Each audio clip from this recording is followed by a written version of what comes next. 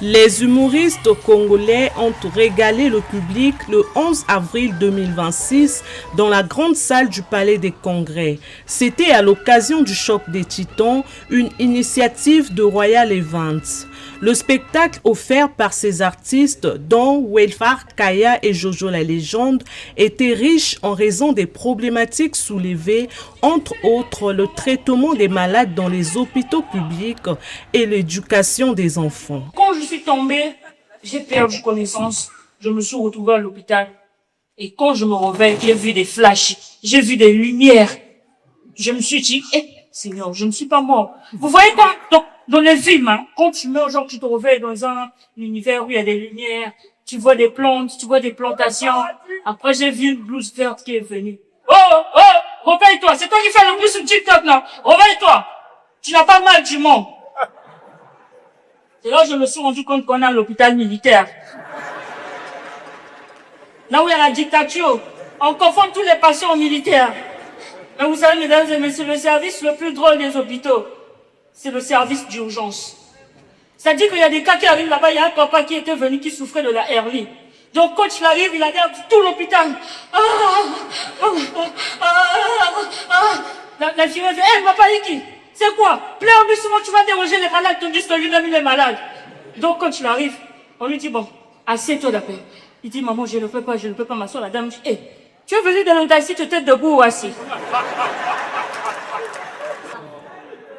Le malheur ne vient jamais seul. On peut faire des erreurs partout, même dans l'éducation. Ceux qui sont en Europe, ils croient qu'ils éduquent mieux les enfants que nous. Comment un enfant peut me dire, pendant que je suis en train d'aller d'aller le prendre à l'école, il me dit, il dit à ses amis, Henri, tu vois le tonton qui dort chez nous? C'est lui qui a pris mon lit. Ça, quand vous voulez le combat, mais la police. La police. Ça, c'est les enfants, tu regardes, tu te dis, il y a un film, vous gagnez pas un film. Il devait être suspendu. C'est pas bien de taper les enfants, c'est pas bien. Parce que quand tu rates l'éducation de l'enfant, il y a des gens qui s'étonnent comment une grande personne peut faire l'appareil dans la... Mais comment il a été éduqué dans son enfance? Ça vient de là, l'éducation. Ça vient de là. Comment tu éduques tes enfants? Ce festival, dont le but est de valoriser et assurer la visibilité des talents nationaux, a drainé une foule énorme. Ces spectateurs ont livré leurs sentiments après la cérémonie. La culture, non seulement unit les peuples, mais véhicule aussi l'image de notre pays et aussi l'unité nationale de notre pays. Vraiment, mes impressions ou nos impressions sont bonnes. Dans l'ensemble, c'était bien.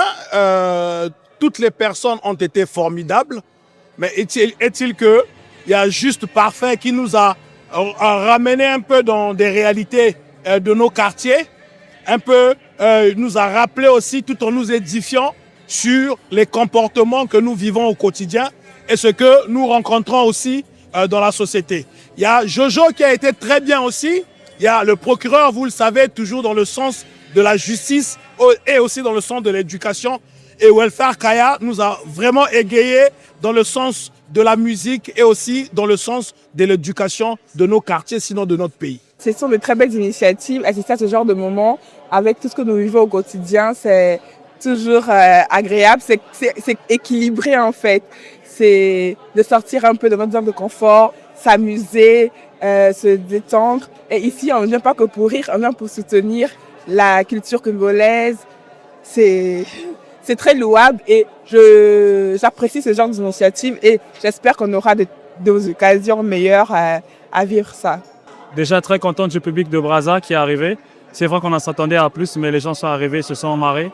Et c'est ça plutôt. On a senti travailler aujourd'hui parce qu'on avait un public très complice, un public qui savait pourquoi ils étaient là. Donc ils sont venus rigoler, on a rigolé ensemble. Et le public est en train de s'adapter. 10 ans en arrière, on avait déjà fait ce même type de spectacle avec Welfare. Ça n'avait pas donné le résultat qu'on a eu aujourd'hui. Donc ça veut dire qu'en 10 ans, le public est en train vraiment de s'adapter à s'approprier cet art qui est un peu nouveau pour les Congolais, parce qu'on connaît les sketchs et tout, mais voir une seule personne avec un micro qui fait des blagues, c'est maintenant que ça vient. Mais le public brazzavillois surtout est en train de s'adapter à répondre présent à ce genre d'événement. Il sied de noter que l'humour prend de plus en plus de place dans le quotidien des Congolais. Espérons que ce genre d'événement se pérennise pour permettre aux humoristes de jouer leur rôle dans la société.